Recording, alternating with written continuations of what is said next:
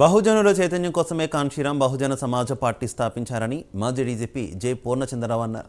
విశాఖ పౌర గ్రంథాలయంలో జరిగిన బీసీ ఆత్మీయ సభలో ఆయన ప్రసంగించారు.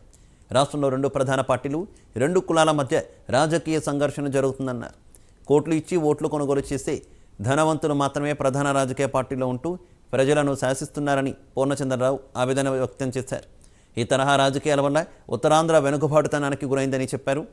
రెండు ప్రధాన పార్టీల్లో 67 మంది రెండు కులాల వారు ఉన్నారని, యాదవ, గౌడ్ 15 సీట్లు, ఎస్సీ ఎస్టీ 7 సీట్లకు పరిమితమయ్యారని పూర్ణచంద్రరావు ఆగ్రహం వ్యక్తం చేశారు. రాజకీయాలు వ్యాపారమయ్యాయని మండిపడ్డారు. 4,000 కోట్లు ఖర్చు చేస్తేనే సీఎం అవుతున్నారని పూర్ణచంద్రరావు ఆవేదన వ్యక్తం చేశారు. ఆంధ్రప్రదేశ్లో 175 స్థానాలకు బీఎస్పీ పోటీ చేస్తుందని చెప్పారు. రాష్ట్రంలో ఉన్నటువంటి మాది రాజ్యాధికారం, బహుజనులకు రాజకీయాధికారమే మేనిఫెస్టో. మొత్తం అంతా రాజ్యాంగంలోనే పొందుపరుచుంది. ఎవరు సొంతంగా ఏం చేయట్లే. వెల్ఫేర్ స్కీమ్స్ కూడా వచ్చినాయి. అన్నీ కూడా ఎవరు ఏది ఇచ్చినా అది ఆ రోజుకి ఆ రోజు ప్రజాపాలనకు సంబంధించి ఇచ్చేదే. ఏ మేనిఫెస్టోలో రాస్తే చేశారా వీళ్ళంతా? మేనిఫెస్టోలో ఏం చేశారు? మనకి సమైక్య రాష్ట్రం గురించి మేము పోరాడుతూ ఉన్నారు. ఇద్దరు అన్నారు, రెండు పార్టీలు అన్నాయి. మరి సమైక్య రాష్ట్రం ఏమైంది చెప్పండి?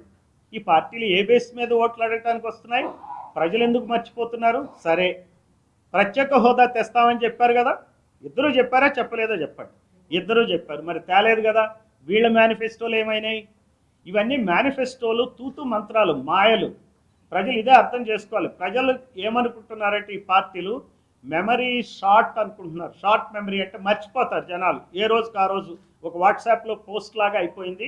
వీళ్ళని మభ్యపెట్టొచ్చు అనుకుంటున్నారు. అందువల్ల ఈ రెండు పార్టీలు కూడా విఫలం చెందినాయి. సమైక్య రాష్ట్రం తేవడంలో, నిలపడంలో విఫలమయ్యారు. ప్రత్యేక హోదా తేవడంలో విఫలమయ్యారు. ఏది చేసింది లేదు. చేస్తామని చెప్తారు, ఏదో రకమైన కారణాల చేత దాన్ని నడిపిస్తారు. మేము చేసామంటారు. కానీ వీళ్ళు నిజంగా బాగా పనిచేస్తుంటే ఓట్లకి నోట్లు ఎందుకు ఇస్తున్నారు చెప్పండి? కోట్లు ఎందుకు ఇస్తున్నారు చెప్పండి? హాయిగా ఎగ్జామ్ రాసి అట్లా కూర్చోవచ్చు కదా, మేము బాగా చేసామని చెప్పి. అంటే ఇక్కడ ప్రజలు అర్థం చేసుకోవాలా. మీకు 1000 రూపాయలు ఇచ్చారంటే గవర్నమెంట్ స్కీమ్ కానీ, నోటు ఈ మామూలుగా ఓటు కోసం కానీ ఇచ్చిందల్లా కూడా కారణం ఇదే.